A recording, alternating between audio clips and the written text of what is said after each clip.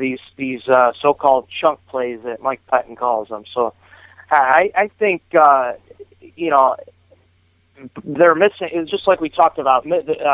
Jeff Gordon talked about Robert Alford. They're missing his starting corner. Broke his wrist last week. So the opportunities are going to be there. Obviously, Hoyer needs to be better than 20 of 50 for 40%. That's not going to get it done. But the chunk plays are going to be there. And I kind of sound like I'm going two ways here, but if there ever was a game and a situation for the return of Flash Josh Gordon, this is it.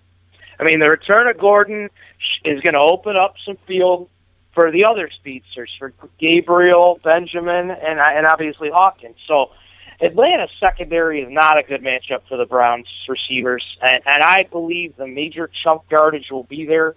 This is also going to play into moving the chains. So dog bone number 2 is let's find the 20-plus yard chunk plays. Yeah, I mean, we know that's been such a big part of their offense and what they do. And I think you'll see, again, that goes into the Josh Gordon thing, is not throwing the ball to him. But if the coverage is leaning over there, then hopefully they've already done a good job without Josh Gordon of getting open. So I just think it opens it up more for Taylor Gabriel and for Andrew Hawkins to go out, really those two to go out there. And you know what, earlier, was it you? Or I don't know, in one of our conversations here talking about, I think it might have been Jeff, but when Benjamin got brought up, it was Jeff earlier when we were talking about that. I know he was saying, well, maybe he could focus less on a wide receiver. I like what Travis Benjamin's been doing as a wide receiver too, man. I like him in that game too, man. I think that we've seen him really. I mean, even through the trials and tribulations of the kick returns this year, we've seen him at his best so far in his career as a wide receiver this year, man. So I want to see he's not afraid to go up and get the ball. He's not afraid to take some shots, man. I like him. So I hope that because I think the way Jeff said it earlier is they'll pull back, because of the return of Gordon and focus him back more in special teams. But I was kind of liking the development of seeing him as a receiver. So I don't know that I necessarily hope they pull him back too much there because I like him, man. I mean, Miles Austin, look, Gabriel can go forward. Hawkins, you signed him. He's going to go forward. Benjamin, somebody that's one of your guys, you go forward. I mean, Miles Austin is a bridge gap. Everybody knew that, I think it's highly unlikely that he comes back next season. He did what you needed. He didn't just do what you wanted him to do. He exceeded what you hoped he would do. I think he did a good job in the role that you asked him to play.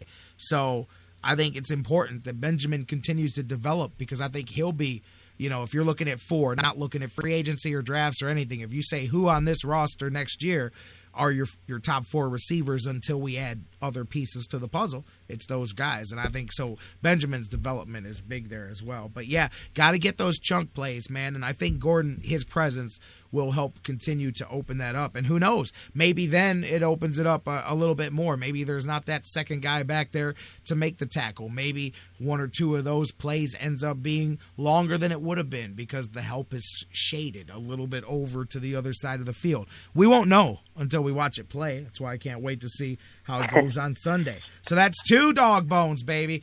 Final dog bone. How did the Browns win this game on Sunday?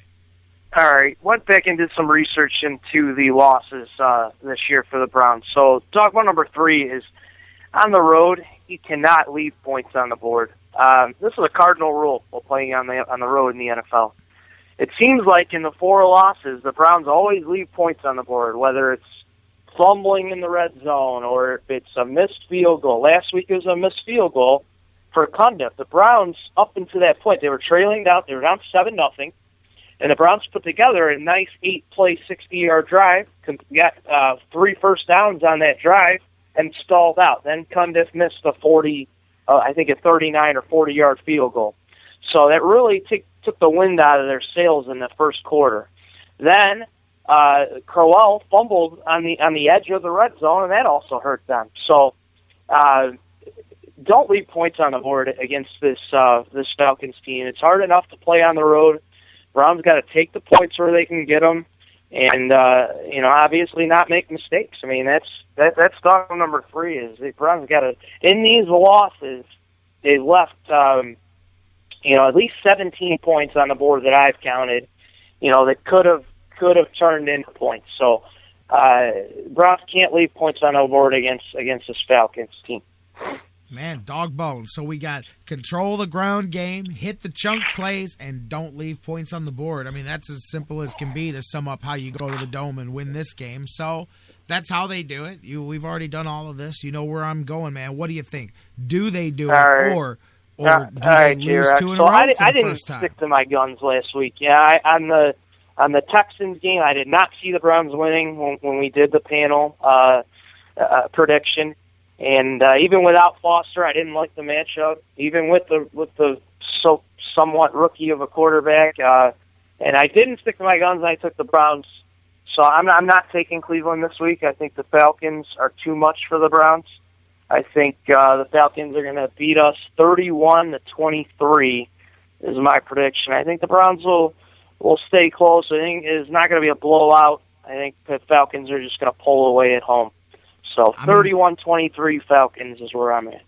And I hear you. Again, the track meet possibility. If the Browns just engage in that without being able to control the ball, then I agree with you. I don't know.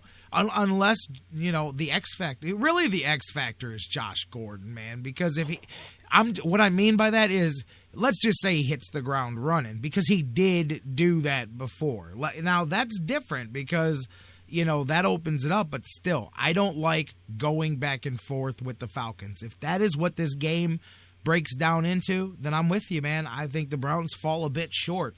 The key is what you said, being able to get the running game. If they're able to do that, if they're able to, and plus defensively, I want to see, obviously, can you guys keep up with those weapons, those receivers? Can you stop Jackson and Freeman in the running game and handle that? If you can, then let's do it. Let's see what happens down the stretch. I think you're going to need at least one big defensive play, and obviously you're going to need the running game to get going. Those things happen. I do think the Browns win this game, man. I mean, this is far, far, far from a game that I think I'll tell you what, looking at the schedule, you say, give me a game the Browns can't win, I would put the Colts in that category. I think the Colts are just offensively going to challenge the hell out of the Browns. And they're susceptible to the run. That's great, but they'll have to be really susceptible to the run. But then again, it's going to be some cold weather, so that plays into the. But I'm just saying, if you pick, you're telling me rank them from losable to winnable, man. That's a different category. There's a team that the Browns truly would have to play their best to win that game. But I don't see that here.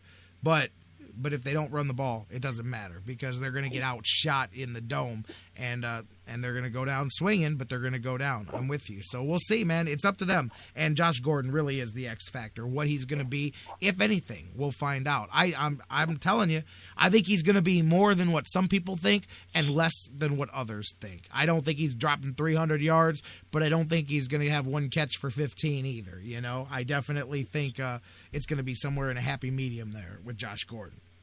Yeah, I think so too, J-Rock. Obviously, I want the Browns to win, but the Cleveland Browns offensive line, next man up philosophy, even though you're missing Mack, and you have been for 4 weeks now, they need to play their best football game of the year on Sunday to beat the Falcons. And that's why Dawg Bone number one is dominate the Falcons front seven, because you not only need to dominate the running game, which I want to see them run 50 times, like you said, but you also need to dominate the passing game to give Hoyer time to find Josh Gordon. So it all gels together.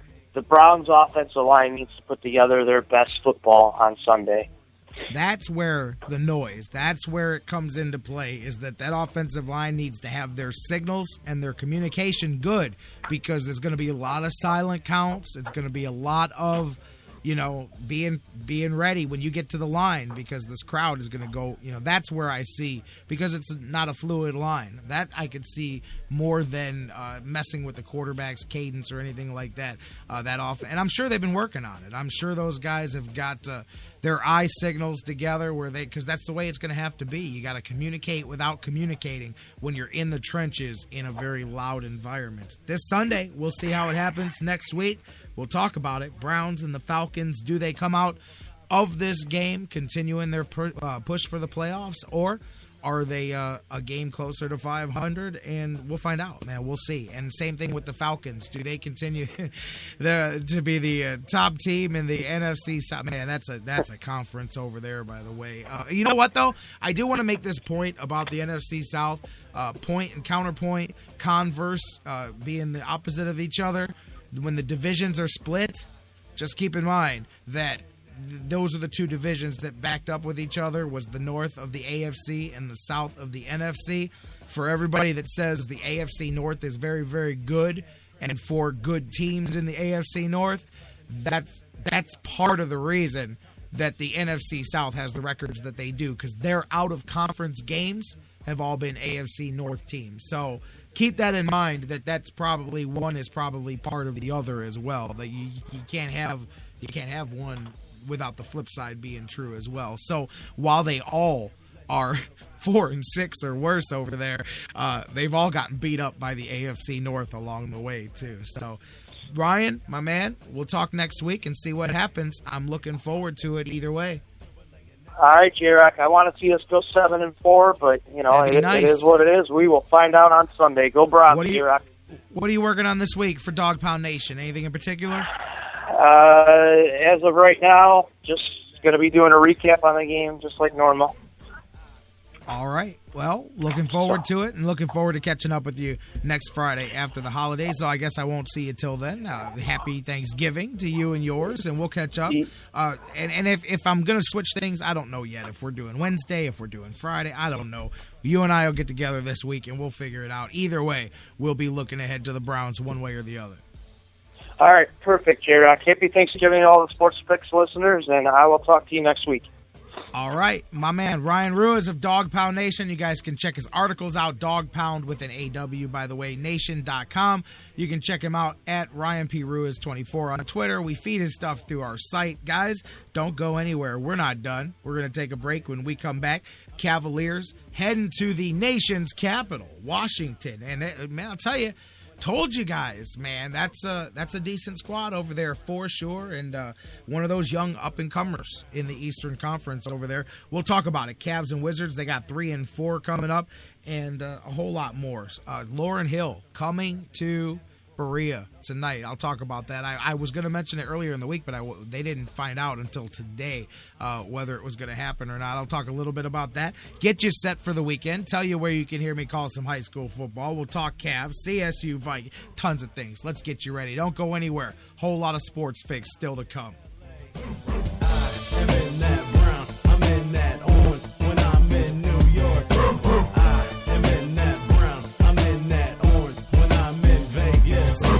Better be ready to get them pads cracking. 73,000 screaming fans, hands clapping, yakking, snapping back the opposition. Lost in the spirit of competition. The lines have been drawn at every single position. Take the field like this.